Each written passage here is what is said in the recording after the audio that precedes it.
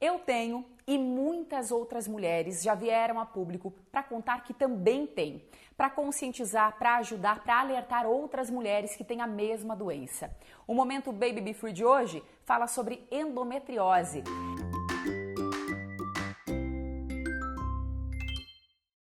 E aqui com a gente está a doutora ginecologista e obstetra Muriel Jongo. É um prazer ter você aqui com a gente, doutora. Eu que agradeço esse convite tão gentil e assim, tudo que a gente puder fazer para ajudar a população a ter clareza do monstrinho que nós estamos falando, vai nos ajudar muito, né, Vanessa? Doutora, então tem mulheres aí que passam uma vida toda com essa doença, é uma doença silenciosa e não sabem que tem. Geralmente, né, em muitos casos, para identificar essa doença é muito demorado o diagnóstico, né? Até porque, Vanessa, veja, é uma doença multidisciplinar com muitos sintomas. Na verdade, se ela fosse um único sintoma, seria muito mais fácil. Mas assim, nós não podemos acreditar que qualquer pessoa que apresente uma cólica tenha endometriose. Qualquer pessoa que demore 6, 7 meses para engravidar tem endometriose. Mas nós temos que focar quando a menstruação passa a se tornar um momento muito difícil da vida da mulher. Então, um ciclo dolorido eventual é esperado.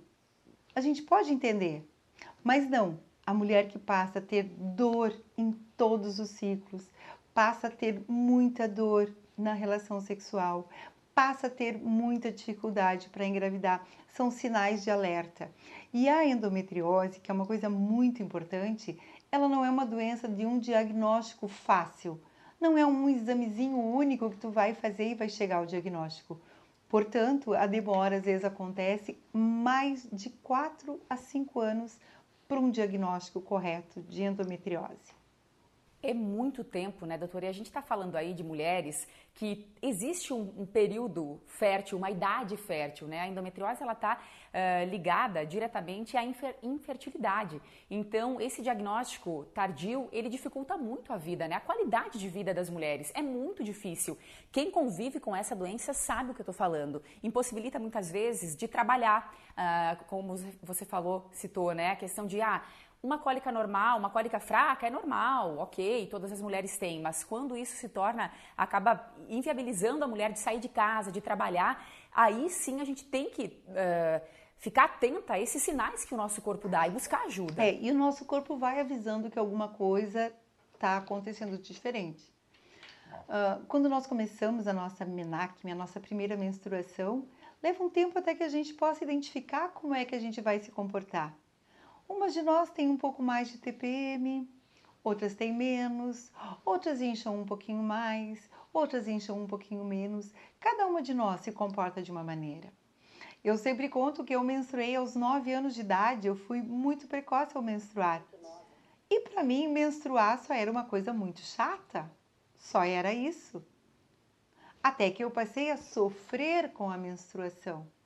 Bom, mas sofria como? No primeiro dia, quando ela descia, ok, é esperado, nós estamos preparados para essa situação. Um desconfortável emocional, porque muitas vezes nos priva de sair porque estamos menstruada, mas não quando passa a ser uma doença, quando nos incapacita, quando faz com que a gente deixe de fazer coisas que nos dão prazer pela dor.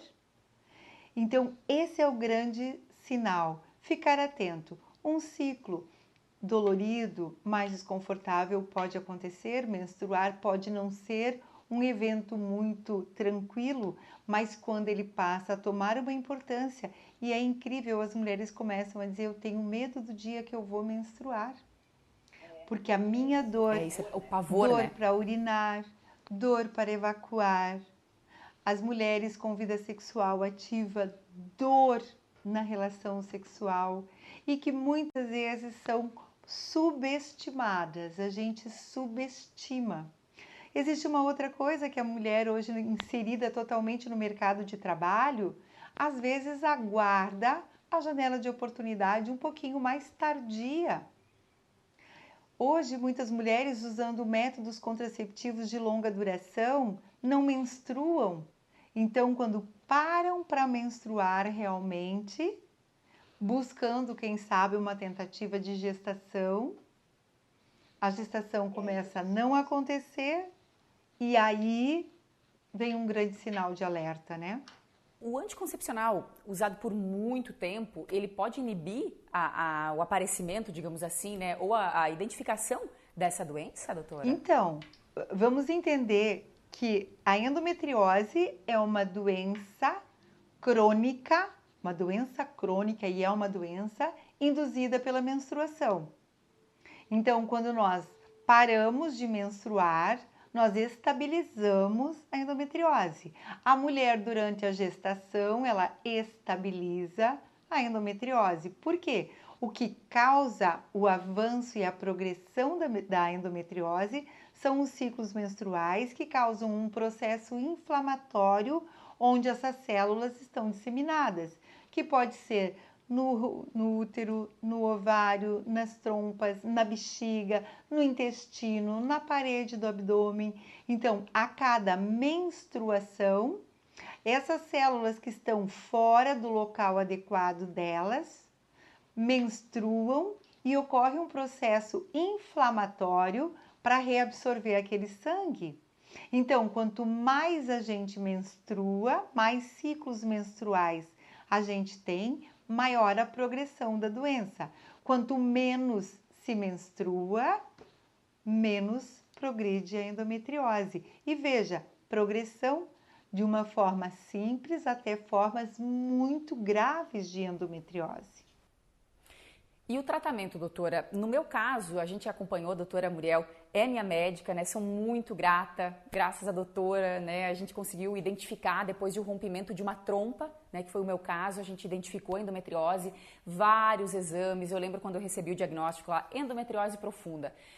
Primeiro me assustei, procurei na internet, joguei lá no Google, meu Deus, o que é isso? Vou procurar. E a doutora sempre dando um suporte emocional muito grande, né? Porque a gente se assusta, quando a gente começa a ler, a gente se assusta ainda mais, né? Por tudo que envolve, né? Que essa doença envolve.